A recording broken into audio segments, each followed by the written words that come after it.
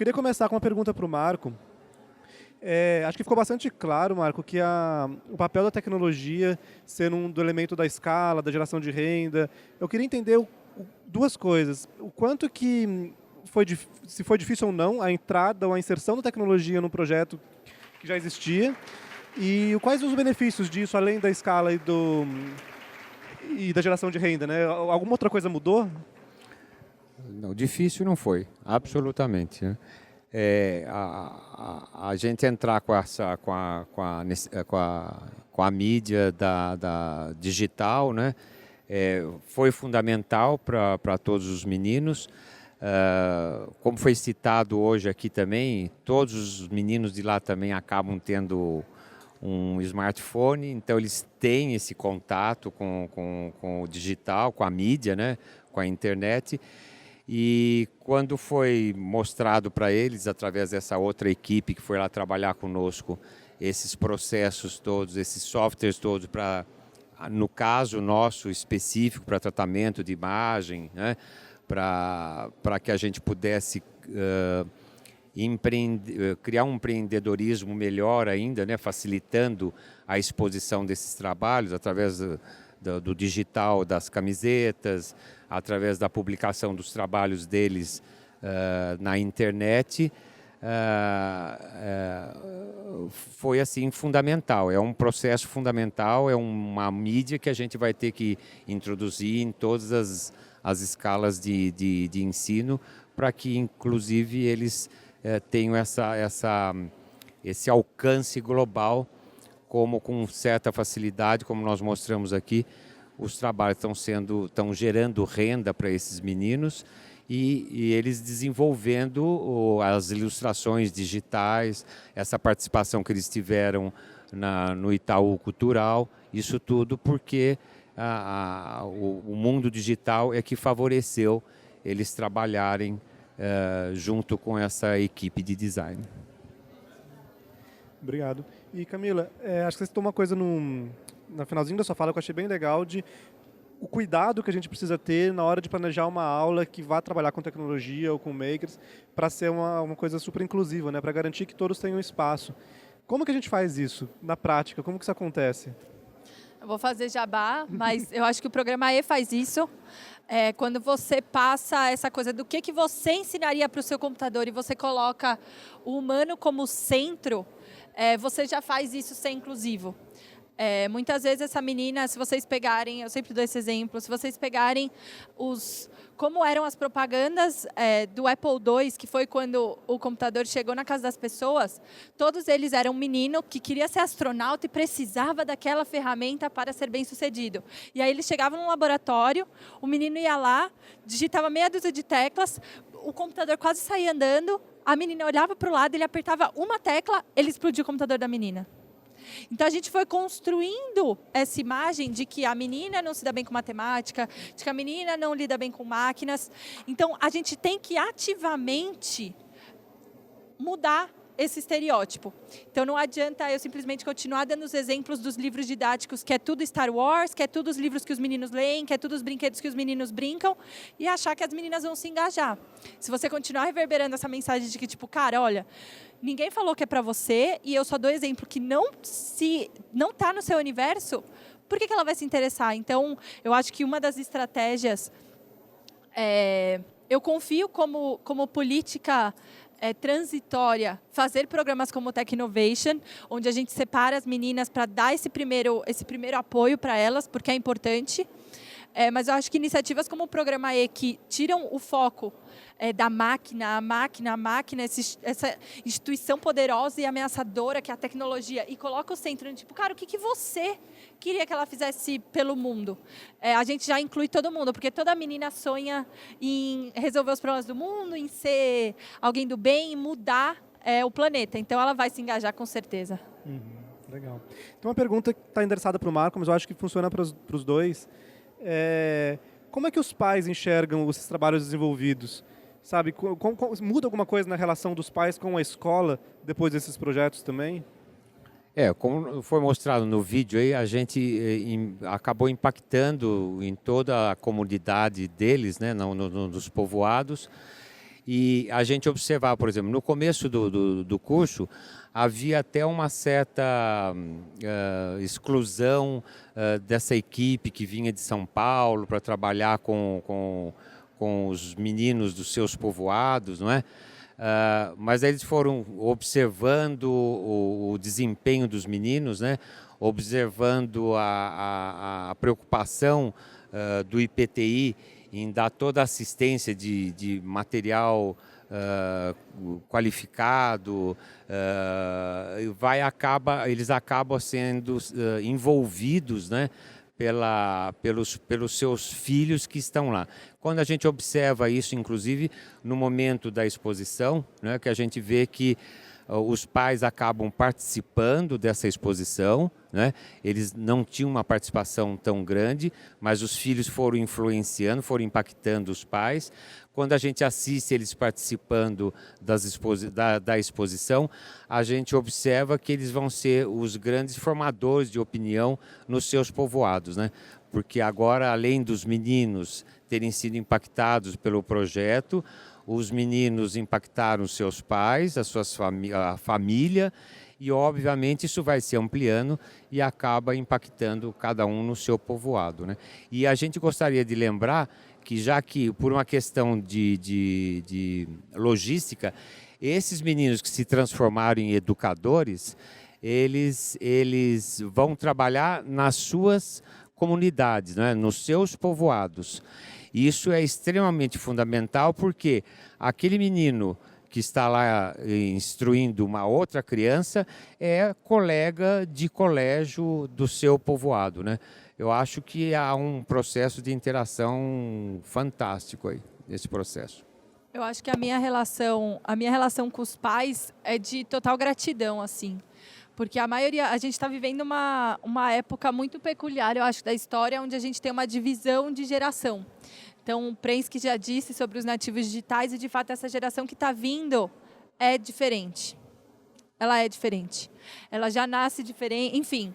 Ela já, não é que ela nasce diferente, mas ela convive com tudo isso desde muito cedo. E os pais não. Os pais viram tudo isso nascer. E eles têm medo, às vezes. Às vezes não, muitas vezes eles têm medo. E aí quando eles veem que os filhos estão conseguindo dominar essa entidade que para ele é um negócio absurdo, eles têm um sentimento de total gratidão. Assim, você vê eles nas apresentações, no festival final do Tecnovation, eles ficam tipo, cara, é surreal, olha o que minha filha fez, é impossível fazer isso. Como que ela fez isso com 15, com 17 anos? Porque na cabeça dele, é muito difícil. E aí eu acho que inverte um pouco, porque como o pai às vezes tem total desconhecimento sobre o que é tecnologia, o que é programação, o filho vira formador de opinião dentro da casa. E aí ele passa a fazer aquilo ser uma maneira de se conectar com o pai, de perder. De gastar um tempo de qualidade com o pai. Então, vira assunto da janta familiar. Tipo, pai, então meu aplicativo, eu preciso validar o meu aplicativo, que a gente programou já tal e tal tela. Isso acaba se tornando um motivo de conexão entre os pais. Então, eu acho que tem um papel importantíssimo. E os pais têm um medinho leve, assim, tipo, cara, eu sei que eu tenho que ensinar tecnologia para o meu filho, mas eu não sei direito o que é tecnologia e agora eu faço o quê? Então, por isso, o sentimento de gratidão.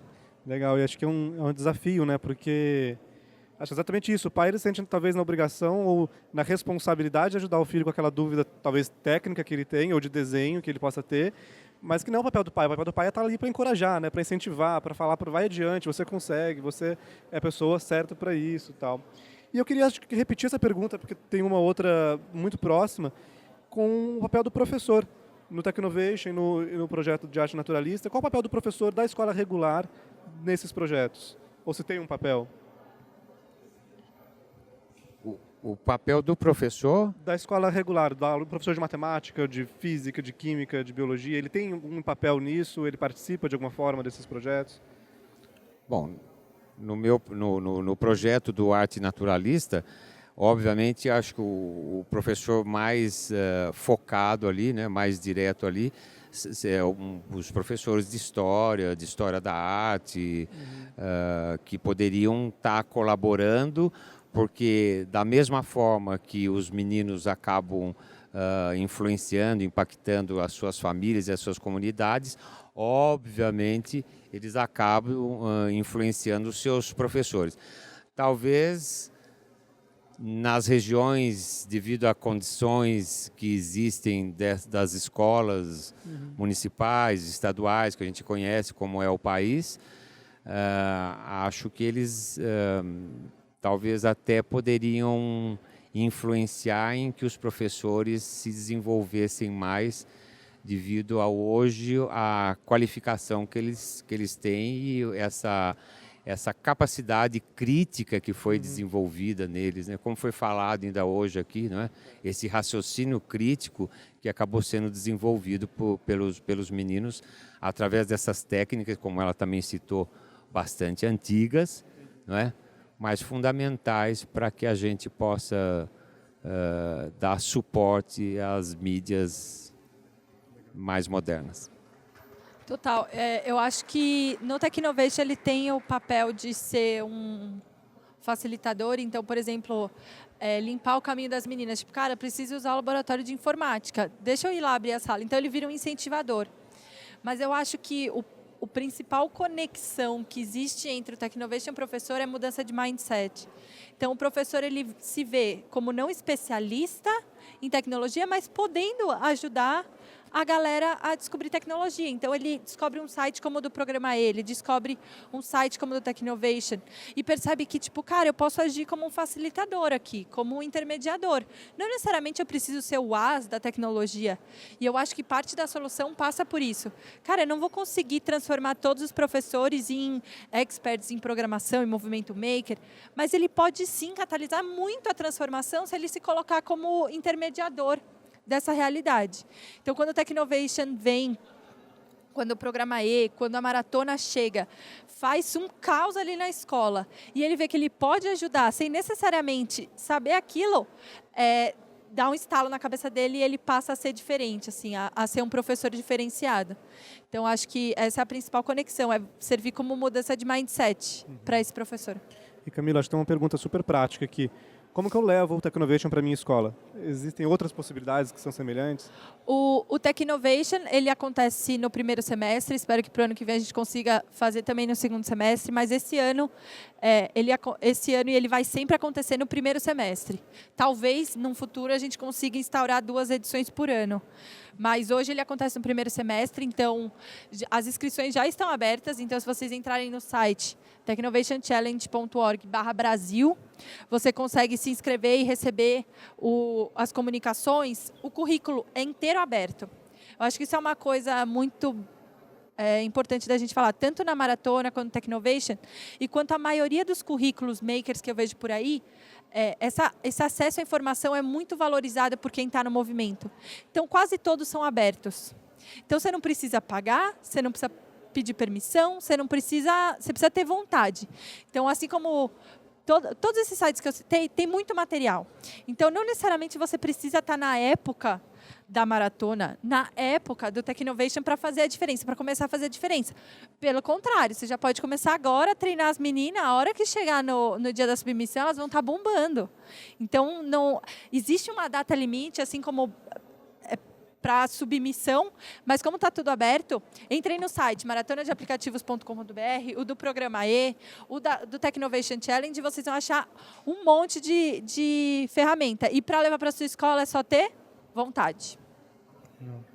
E, professor, tem uma pergunta aqui no sentido de como que qual que é a diferença do aluno que aprende com um propósito, então o aluno que está aprendendo através do desenho de alguma coisa que faz parte da realidade dele ou do entorno da comunidade dele, em relação ao que se hoje vê na sala de aula, que às vezes é aquela aula mais expositiva e tal. Vocês fazem esses paralelos com os alunos que estão no projeto da arte naturalista e como que isso impacta no dia a dia da escola?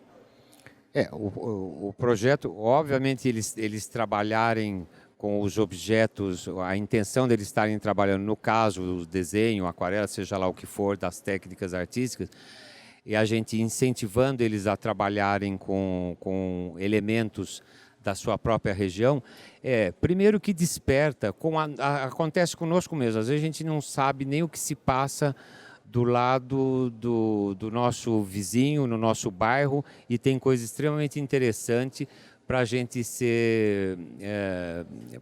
para gente observar.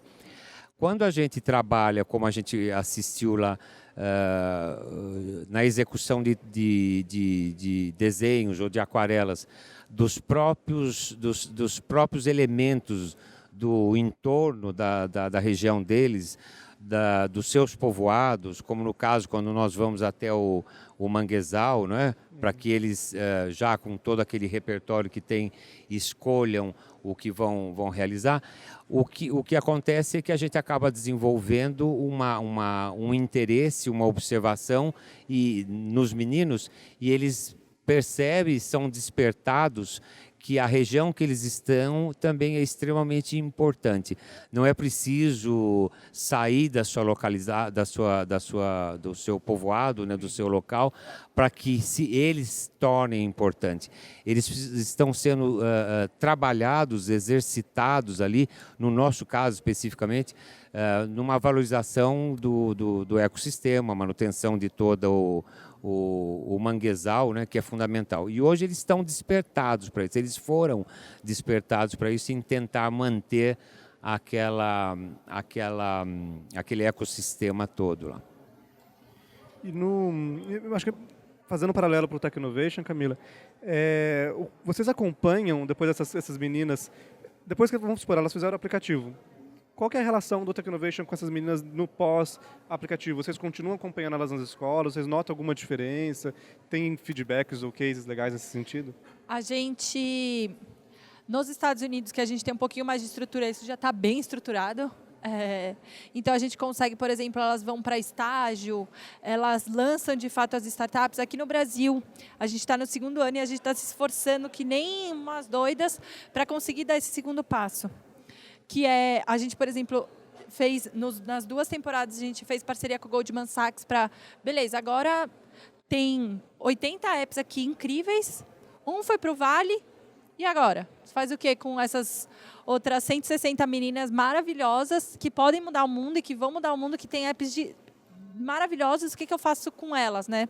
Então, a gente tenta dar esse suporte de, cara, como que você pode comercializar? Como que você pode monetizar, como que você pode fazer isso se tornar realidade, implementar. Vamos fazer parceria com não sei o quê, coloca ela para falar com não sei o que lá. Então, a gente tenta fazer essas articulações.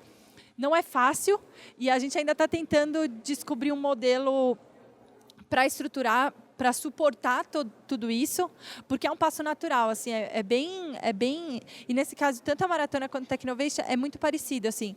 Primeiro ano eles vão lá, App Inventor, tal, que é a ferramenta que a gente usa, tal, programam um app, no segundo ano é tipo, e aí, cara, que mais você vai me dar? E aí, não vamos fazer web, não vamos fazer não sei o quê? E aí você fala, cara, tô criando um bichinho que quer sempre mais, assim. Isso é maravilhoso, mas ainda é muito difícil e eu vejo, essa é uma das minhas grandes críticas a mim mesma e a vários projetos educacionais, que é esse, e agora? Eu faço o quê?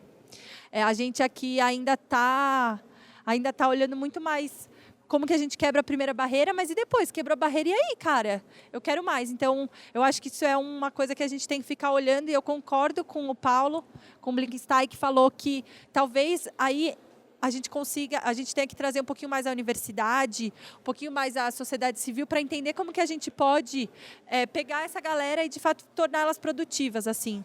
Então, passa a não ser tanto o papel da escola e de projetos de base. É como que a gente consegue inserir eles na sociedade como um todo. Mas existe a vontade gigantesca, existem iniciativas pontuais, mas, sendo bem sincera, não é uma realidade. A gente não consegue acompanhar todas as meninas. Eu acho que vocês fazem um negócio que o Marco faz no IPTI, que é usar essas meninas depois como embaixadoras do programa, né? Assim como eles são educadores depois no programa, as meninas continuam como embaixadoras. Sim, isso é até meio natural, né? Porque as meninas têm a vida transformada e aí, pelo menos, na rodinha de amigas dela, elas viram embaixadoras do Technovation. Então, de fato, existe essa coisa que é natural, não é uma coisa imposta, não é uma coisa estruturada, assim, tipo, você participou do primeiro ano, agora você vira embaixadora, mas, de fato, isso existe porque é muito natural para elas. Tipo, cara, eu quero contar para todo mundo o que eu fiz e eu quero que todo mundo tenha a vida transformada como eu tive a minha. Então, de fato, elas se tornam replicadoras e multiplicadoras do projeto. E, Marco, no IPTI, o Arte Naturalista, qual que é... Eu imagino assim, vocês fizeram um primeiro passo, um primeiro grande passo em trazer a tecnologia para dentro desse programa. Quais são as ambições disso? Para onde que isso pode levar a gente? Bom, primeiro a divulgação, né? Essa globalização do trabalho deles, né?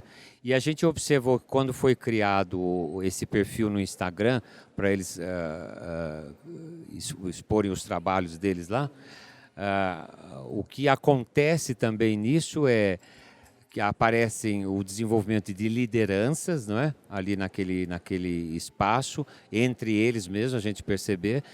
E com a formação dessas lideranças, eles observando o que o Instagram, esse perfil, está fazendo para eles, a gente está desenvolvendo neles, eles começarem a eles próprios cuidarem do empreendedorismo deles, porque a gente não vai poder ficar eternamente ali dando sustentação, né? Então eles estão, de uma certa forma, não sei se percebendo ou não percebendo, eles mesmos eles começam agora a tocar o seu empreendedorismo, né? Porque nós não vamos estar todos os instantes aí. Então essa busca através dos trabalhos deles, através da internet, provoca com que eles cada vez mais publiquem mais, achem maneiras de expor os trabalhos, de globalizar os trabalhos. Com essa exposição que a gente assistiu no Instagram, não é só para venda, né? Eles mesmos estão praticamente já em quase 2 oportunidades cuidando de exposições por conta deles. Eles mesmos estão desenvolvendo a exposição deles. O IPTI já não está nem mais assistindo essa exposição. Então é porque acho que eles estão sendo, sem perceber, sendo desenvolvidos do empreendedorismo. E isso é pelo perfil do Instagram, né? Porque começa a ter uma busca, eles têm que dar resposta à busca que está tendo através da internet, né? Legal. Não, é incrível, né? Quando às vezes a gente evolui para lados que a gente às vezes nem espera que as coisas vão, né? E as pessoas começam a trabalhar e desenvolver coisas que a gente fosse... se eu fosse fazer um programa de avaliação desse projeto, eu não teria olhado para esses impactos às vezes, né? E falando em avaliação, vocês, aqui no Brasil ou no exterior, tanto para o Artes Naturalistas também, tem alguma avaliação no sentido formal de o quanto que isso impactou em aprendizado, ou impactou em habilidades e competências do século XXI, alguma coisa nesse sentido? A gente, como a ONG Mãe, a Iridescent, a gente bate muito em 3 pilares, que é curiosidade, persistência e criatividade. E eu acho que existe uma avaliação que é muito difícil medir, tipo, a curiosidade dessa criança aumentou. É bem aberto e é super complicado você conseguir essa métrica, mas a gente tenta, de alguma maneira, acompanhar a evolução dessa galera e fazer essa avaliação, que não necessariamente é formal, mas o aplicativo vai bem além do, ok, ele está funcionando. A gente analisa originalidade, impacto, enfim, então existe essa preocupação, sim, de avaliar, tipo, soft skills. Eles têm que apresentar na frente de uma galera, no meio do Centro Cultural São Paulo, num auditório que tem gente lá em cima, com luz em cima delas, passando um slide, tipo, cara, elas têm que ficar na frente do banner que elas fizeram, demonstrando o aplicativo delas. E tudo isso em poucos minutos. Isso tudo bem cronometrado. Isso evolui demais, essas meninas. Isso melhora em todos os sentidos. Numa apresentação de seminário, a Bianca senta aqui e fala... Bianca, fala aí de física quântica. Ela vai dar um jeito e vai falar, entendeu? Porque aprendeu a se virar. E eu acho que isso é muito... Esse ganho é muito difícil de medir formalmente, mas quando basta olhar, assim, é meio coisa... A gente brinca que elas entram meninas e saem mulheres de negócio. Elas fazem pitch para investidor nos Estados Unidos em inglês. Você fala, cara, o que é isso? Essa menina tem 14 anos. Então, esse ganho é muito claro, mas formal ainda é muito difícil, assim, indicadores, enfim, a gente não tem nada estruturado. Eu queria só fazer um parêntese sobre o uso da tecnologia, e eu escuto muito quando a gente vai fazer workshop, enfim, que o aluno ele não entende o celular e a tecnologia como um empecilho na educação dele. E quando uma professora chega lá e fala assim, todo mundo agora desliga o telefone, eu não quero ninguém usando o telefone na minha sala, nananana. O que o aluno pensa? Nossa, essa mulher não sabe de nada. Tipo, esse negócio me ajuda tanto, por que eu preciso desligar? Então, quando você coloca, por exemplo, o Instagram não como um lugar para ele expor a vida pessoal dele, mas um lugar onde pode ser feito negócio, onde ele pode transformar a vida dele, você muda a maneira como ele usa o Instagram para somente expor a vida pessoal dele. Então, quando a gente coloca tecnologia na educação básica formal, a gente consegue transformar a visão que esse cara tem de tecnologia. Então, exatamente o que eu falei, o Instagram deixa de ser um lugar para ele postar foto dela de biquíni, onde ela postou e aí todo mundo vai comentar, ela está se expondo, para ela postar um trabalho incrível que ela fez com aquarela, não sei o quê, e todo mundo vai falar com ela sobre isso. Então, eu acho que a importância é não colocar a tecnologia como um empecilho, como uma entidade, de novo, ameaçadora que vai atrapalhar a minha aula, mas sim como uma aliada, que é como os nativos digitais veem tecnologia. Legal. Você quer comentar, Olha, professor? só complementando aí, talvez, porque você perguntou o que pode impactar aí no século XXI, eu acho que isso é um chavão, a gente sabe que a arte é um elemento que desenvolve a capacidade da pessoa, né? Desenvolve a sua ideia, desenvolve a sua crítica, desenvolve tantas habilidades que acho que ela é fundamental não para o século XXI, mas ela é fundamental para todos os séculos, né? Porque enquanto a pessoa não estiver antenada, estando assim com o seu raciocínio sempre muito crítico, não é? Ela vai estar se afastando, né? Ela estará se distanciando com o que está acontecendo em cada um dos séculos que ela estiver vivendo, né? Verdade. Então, acho que a arte é fundamental nesse aspecto aí. Bacana. Bom, e a gente tem mais quase 3 minutos. Que aquilo que ficou com vontade de falar, de contar para o pessoal, o que eventualmente não tenha vindo nas perguntas, né? Palavras finais, se vocês tiverem para compartilhar com o público aí. Eu acho que dos maiores ganhos que a gente, de novo, não consegue medir é que a galera perde o medo de errar. E, para mim, uma das competências do século XXI é essa, não ter medo de errar. E o nosso sistema educacional, como ele é, a gente abomina o erro. Vai lá, a professora vai lá e risca com uma canetona vermelha assim, nossa, você errou tudo, essa palavra está errada. A maneira como a gente crucifica o erro, na minha visão, é errada na formação dessa criança, que passa a ter medo de errar. Ela não vai arriscar.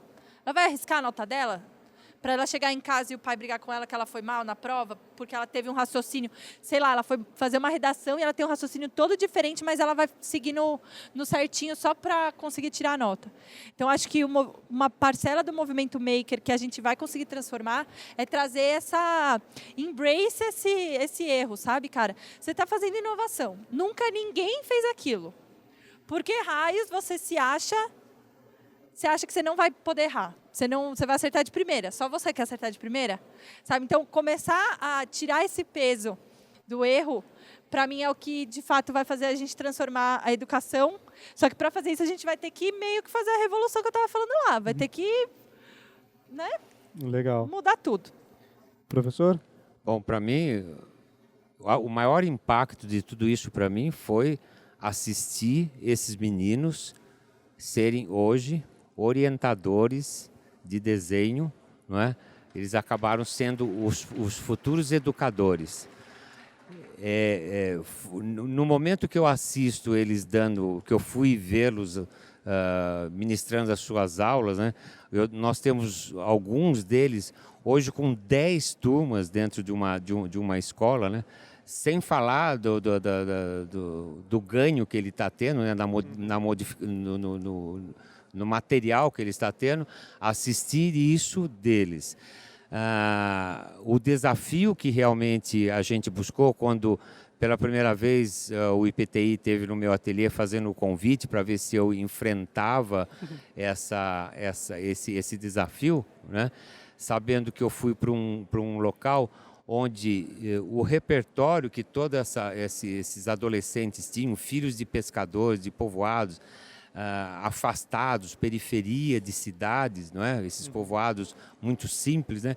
O desafio para mim foi, porque eu sempre trabalhei com essa área, mas sempre dentro de um grupo que já tinha um grande repertório nas artes, nas técnicas, né? Para mim foi assim uma coisa revigorante assistir o que foi conseguido, lembrando que a primeira etapa do projeto, até a exposição, não teve mais do que 10 fins de semana assistidos e eles chegaram na qualidade daqueles trabalhos. E essa transformação acho que é fantástica, né? Hoje eles são educadores, né? Pois é. Bom, eu queria pedir para vocês então uma salva de palmas para a Camila e para o Marco, por gentileza.